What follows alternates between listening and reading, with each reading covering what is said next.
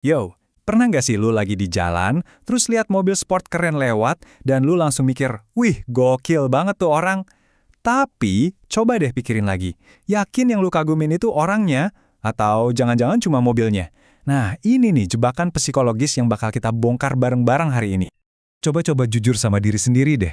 Pas lu akhirnya kebeli HP flagship terbaru, atau jam tangan yang udah lu incer lama, atau sepatu yang harganya lumayan, itu sebenarnya buat siapa? Murni buat kepuasan diri lu sendiri? Atau ada sedikit, ya sedikit aja, keinginan biar orang lain lihat dan ngakuin, wah keren juga ya dia? Pertanyaan simple, tapi jawabannya bisa jadi ngebuka banyak hal tentang diri kita. Oke, selamat datang kembali di segmen KBM. Seperti biasa, kita masih ngelanjutin petualangan kita ngebongkar isi buku super keren The Psychology of Money dari Morgan Housel. Nah, sebelum kita loncat ke bab 8, kita ingat-ingat dikit yuk pembahasan kita di bab 7 kemarin. Intinya dari bab 7 kemarin tuh nampol banget. Tujuan utama kita nyari duit itu bukan buat beli barang mewah, bukan itu. Tapi buat beli sesuatu yang jauh lebih berharga, yaitu kebebasan. Kebebasan buat ngapain? Ya, buat punya kontrol penuh atas aset kita yang paling mahal, waktu. Coba deh bayangin.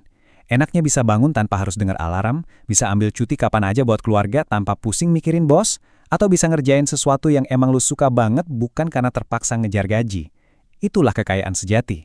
Nah, dari situ kita nyambung nih ke bab 8, yang bakal ngasih kita semacam tamparan realitas soal cara kita pamerin kekayaan.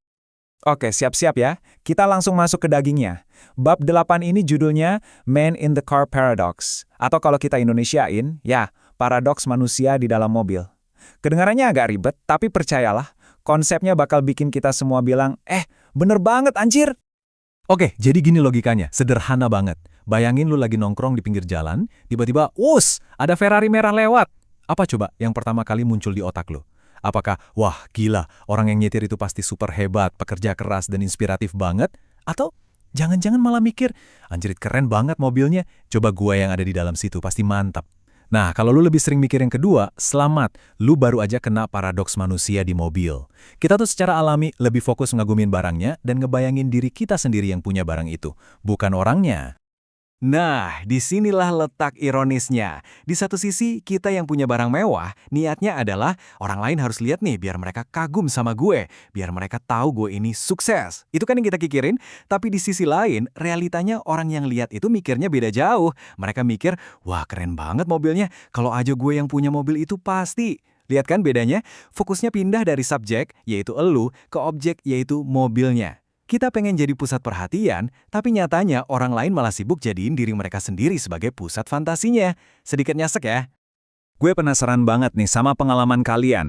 Pernah nggak sih lu ada di salah satu dari dua posisi ini? Entah lu yang lagi pamer sesuatu, atau lu yang lihat orang lain pamer. Coba deh jujur, pas lu lihat temen lu pakai barang baru yang keren, lu lebih kagum sama temen lu, atau lu malah jadi pengen punya barang itu juga? Ceritain dong pengalaman lu di kolom komentar. Kita diskusi di sana ya. Oke, jadi kalau ternyata pamer barang itu bukan cara yang efektif buat dapat respek yang tulus dari orang lain, terus gimana dong caranya? Nah, tenang. Morgan Housel ngasih kita jawabannya. Ada jalan lain yang jauh lebih powerful. Jalan yang nggak ada hubungannya sama sekali sama merek apa yang nempel di badan lo. Dan perlu diingat ya, ini tuh bukan cuma soal mobil. Sama sekali bukan. Paradoks ini berlaku buat semua simbol status.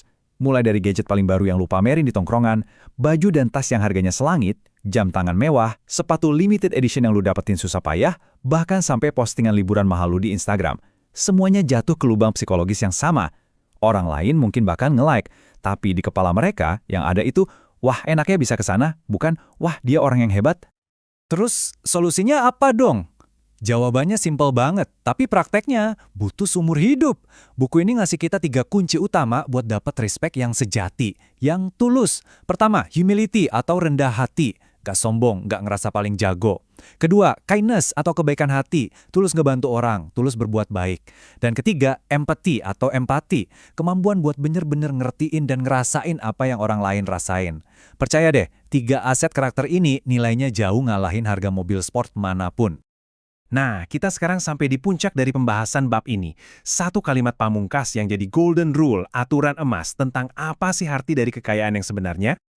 Dengerin baik-baik ya, kutipan dari Morgan Housel ini. Kerendahan hati, kebaikan, dan empati akan memberimu lebih banyak rasa hormat daripada yang bisa dibelikan oleh tenaga kuda manapun. Dalam banget kan? Intinya kekayaan sejati itu bukan tentang apa yang bisa lu tunjukin ke orang lain, tapi soal siapa diri lu sebenarnya pas gak ada siapa-siapa yang lihat. Karakter lu, itulah harta lu yang paling asli. Gimana? Dapat pencerahan baru hari ini? Kalau lu ngerasa dapat sesuatu yang berharga dari pembahasan kita kali ini, jangan lupa ya buat support gue dengan cara yang gampang banget. Klik tombol like, share video ini ke teman-teman lu yang mungkin butuh dengar ini juga, dan yang paling penting, subscribe biar kita bisa lanjut belajar bareng di bab-bab selanjutnya. Sampai jumpa di pembahasan berikutnya. Ciao!